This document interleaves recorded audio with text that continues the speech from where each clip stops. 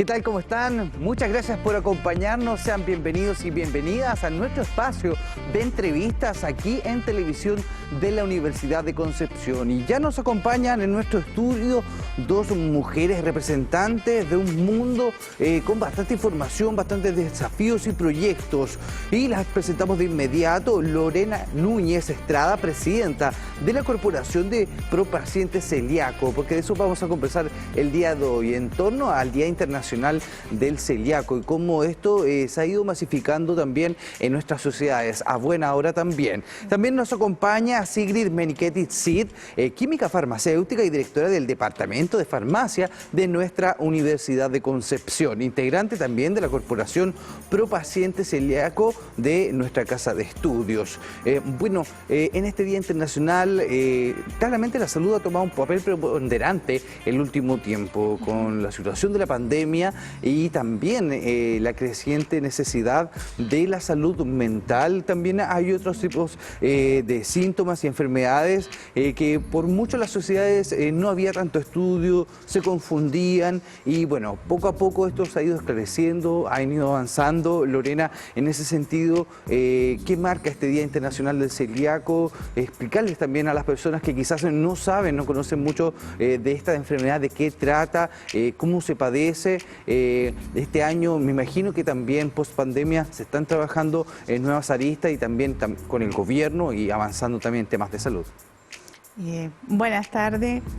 Sí, efectivamente, la enfermedad en sí, en todo este tiempo, en realidad antes no se conocía mucho, pero ya al día de hoy se ha ido avanzando en estudios que, bueno, Sigrid en este caso es más experta en esa parte. Les puede detallar más lo que es ya los estudios al día de hoy que hay al respecto de la enfermedad. Ya. Pero nosotros como corporación en sí intentamos hacer cada día a las personas poder darle un mejor bienestar cada día, dándoles a conocer cosas nuevas, sobre todo en el tema de la alimentación, que es muy costosa. Sí, bueno, cada 5 de mayo es el Día Internacional del Celíaco, que esta enfermedad presenta una intolerancia permanente a lo que se denomina gluten, ¿cierto? Y que es la fracción proteica de 4 cereales, el trigo, el centeno, la cebada y también la avena. Sigrid, ¿cómo ha ido avanzando desde tu expertise científica esta enfermedad, el combate de esta enfermedad? Me imagino que también son procesos no netamente de salud, sino también de salud mental, un acompañamiento psicológico que hemos visto que ahora se ha ido avanzando, tal como lo explicaba Lorena. Ajá. Sí, primero que todo, gracias por la invitación, buenas tardes. Y efectivamente, lo que hace la diferencia, diría yo, entre los años anteriores a ahora, en la actualidad, con respecto a la enfermedad celíaca, es el diagnóstico. Entonces, no es que habemos más celíacos ahora, sino que hay más diagnóstico.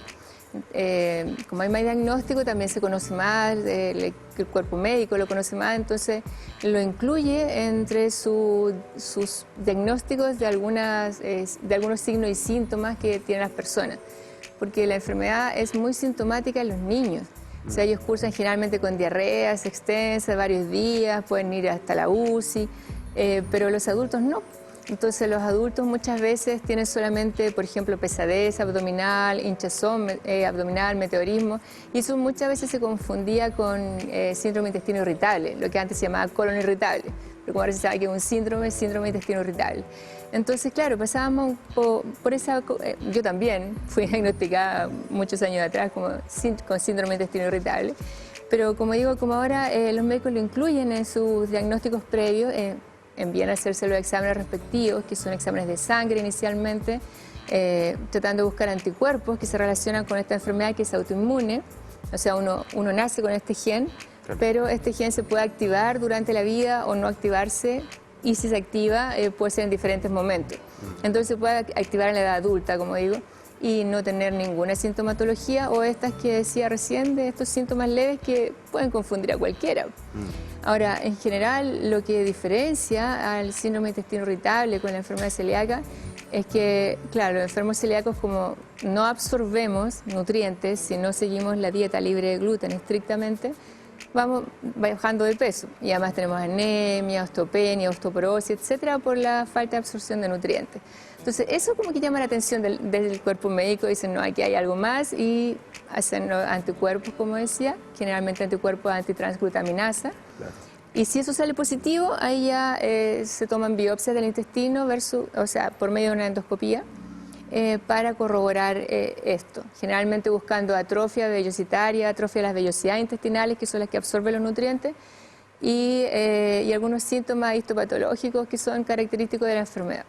Claro, o sea, es muy importante el avance científico para trazar rutas de trabajo y claramente con el tiempo, como bien tú lo decías, Sigrid, y eso pensamos, la lógica un poco nos dice eso, quizás antes no se había tanto diagnóstico ni conocimiento, pero no es que no existiese. Claro. La celiaquía claramente es una enfermedad de que se inmiscuye demasiado en la cotidianidad de los alimentos que consumimos y que están presentes, el gluten, los cereales están presentes en casi todas nuestras comidas, por lo menos en la idiosincrasia de la cultura gastronómica en Latinoamérica.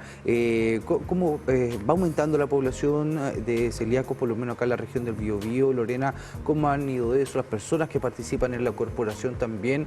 Y también esta nueva apertura de productos libres de gluten. Sí, efectivamente, bueno, la corporación normalmente cada vez ha ido llegando más gente, mucha gente llega muy afligida en principio a la corporación porque no conocen mayormente, se asustan mucho, lo primero que hay es temor.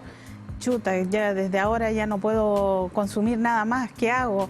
Me voy a alimentar de esto, ya no voy a poder, sobre todo se asustan ya. No, lo primero, el pan. El pan, el tan famoso delicioso y famoso pan. Eso es lo primero, lo primero. Entonces la gente llega muy asustada, sobre todo, como dice Sigrid, con los niños.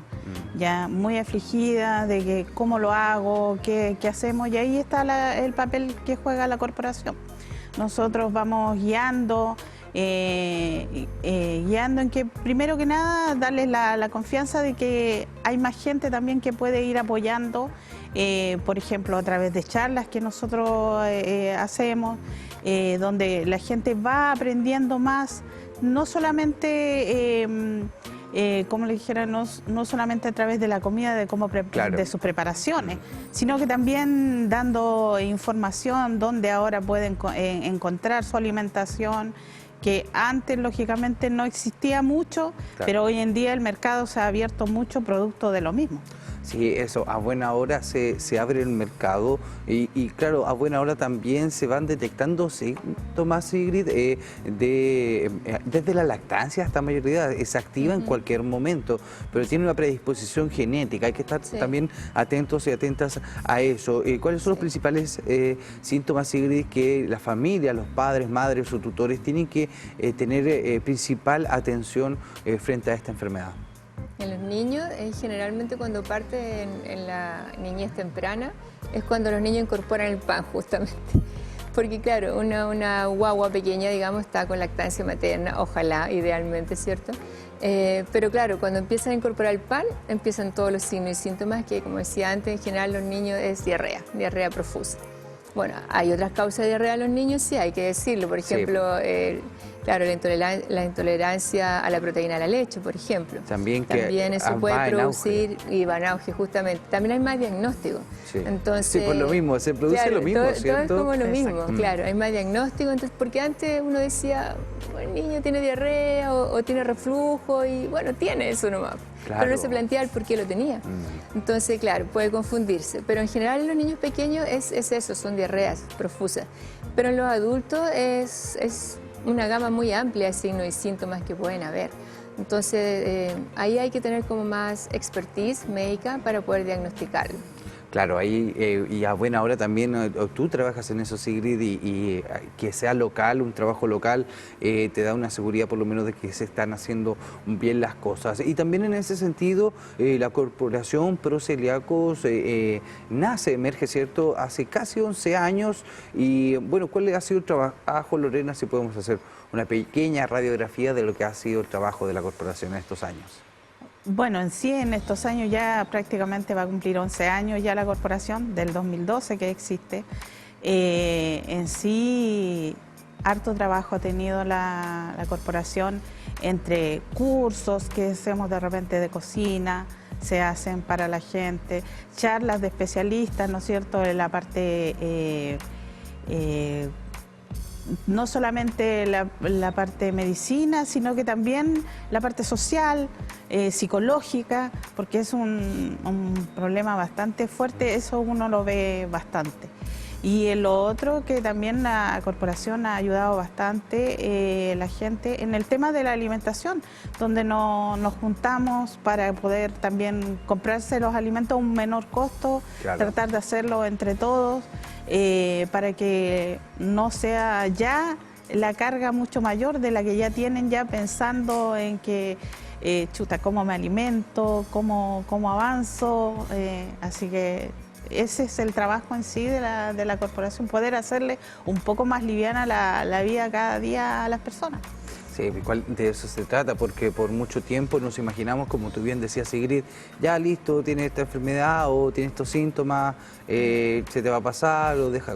Pero ahora, claro, con el avance científico, igual nos imaginamos, tal como ocurrió con la sal en el pan en su momento, que se disminuyó totalmente y todas nos dimos cuenta. Hasta el día de hoy hay gente que se sorprende, hoy el pan que está desabrido. También nos imaginamos quizás los ingredientes de este tipo de productos van a ir cambiando conforme a quizás si los diagnósticos empiezan a ser mayores con respecto a la celiaquía.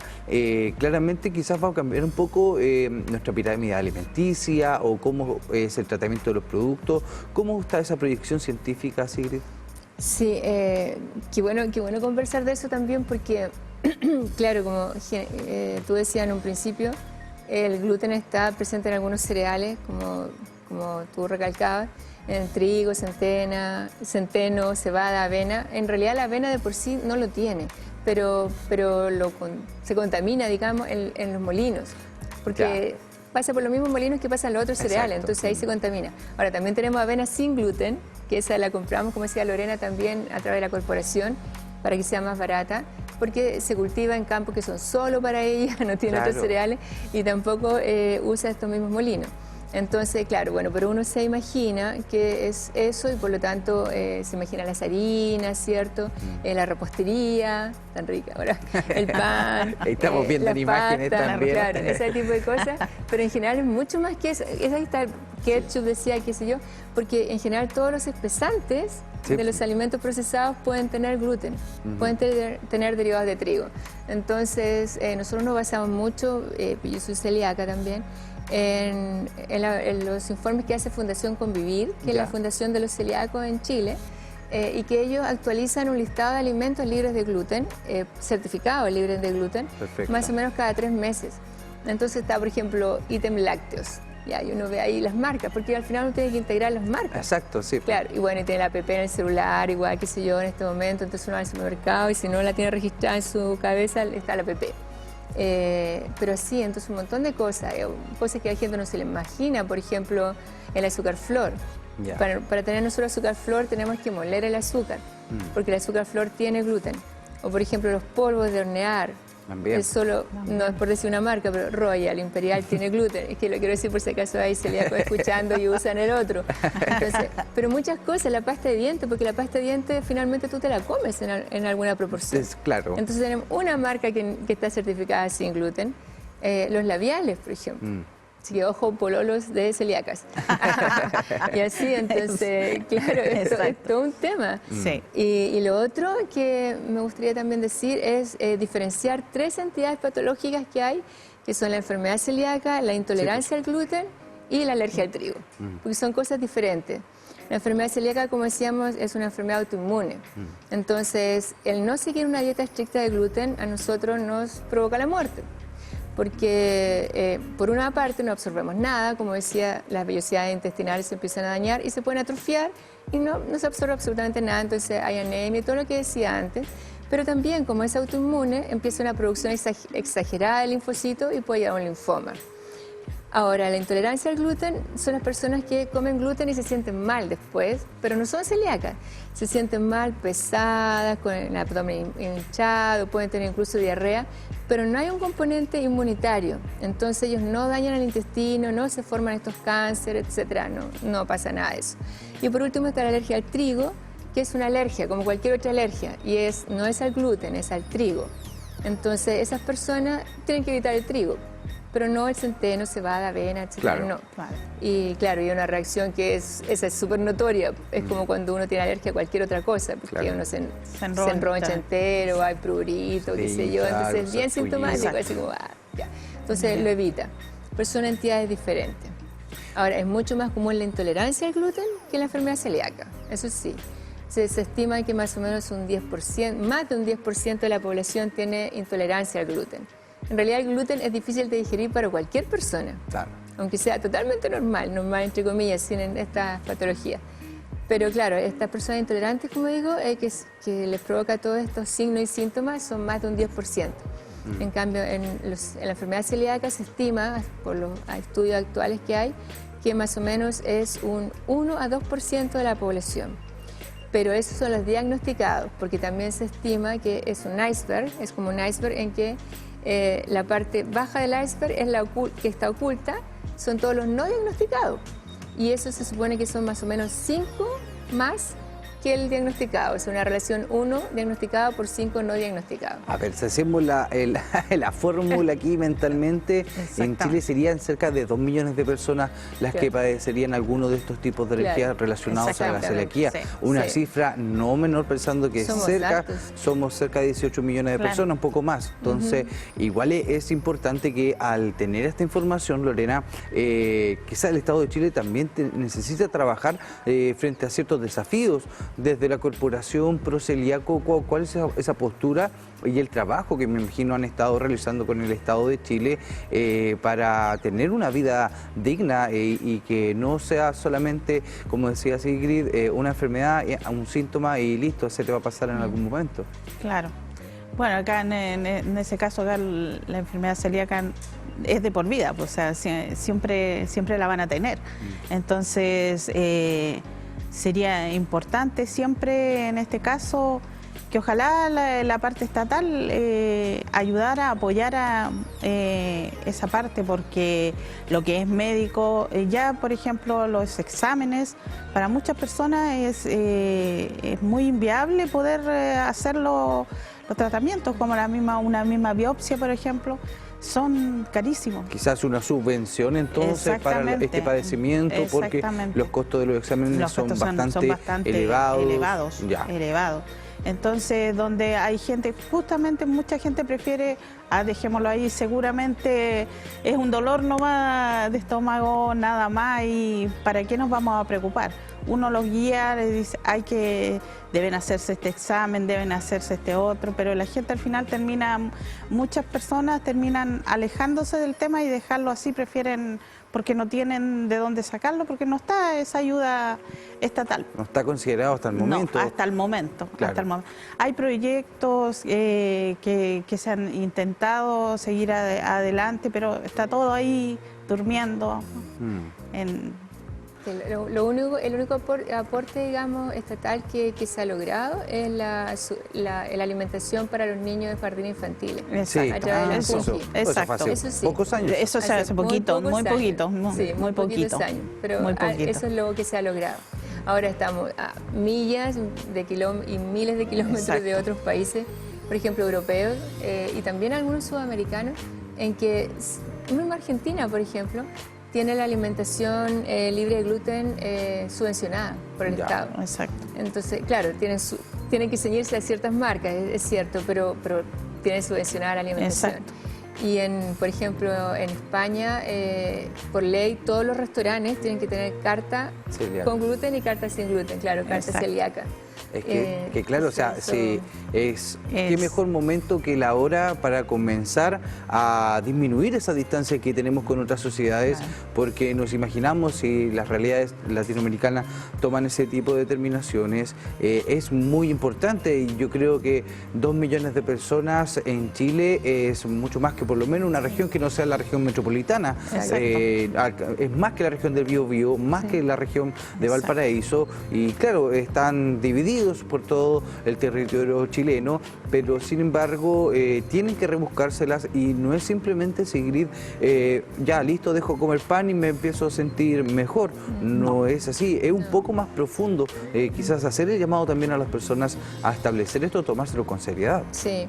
Uno, tomarlo con seriedad porque la dieta libre de gluten, la dieta estricta libre de gluten es el único camino. Así que aquí no hay un tratamiento farmacológico, no hay otro tratamiento. Lo único que podemos optar es a prevenir.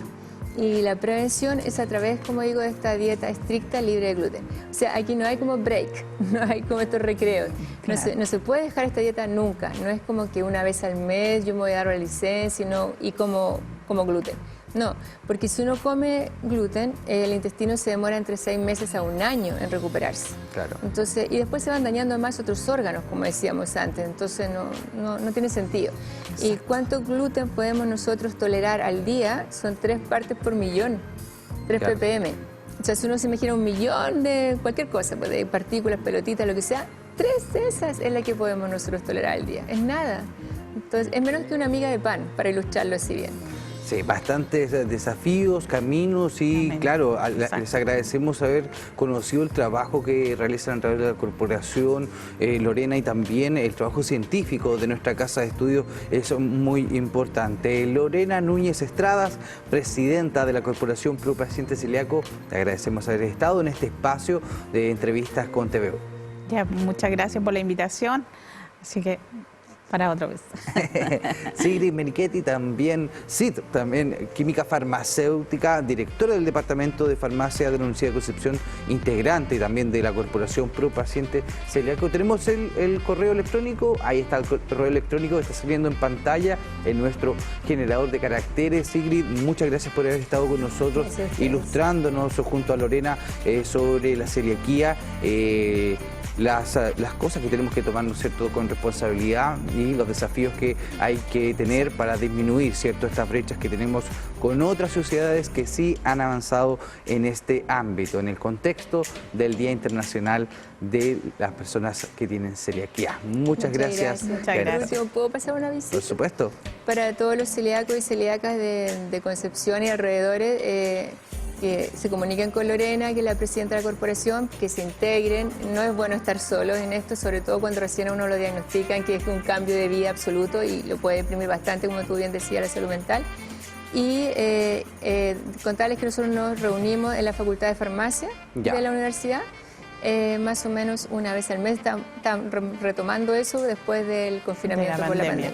Exacto, estamos recién retomando de nuevo, porque dentro de la pandemia estuvimos ahí haciéndolo todo online, pero ahora ya estamos retomando todo ya para... Perfecto, ahí están todos los detalles, entonces la invitación de la Corporación Pro Celíacos. Gracias por habernos acompañado en este capítulo de Teleentrevista. Que tenga buen día, nos vemos.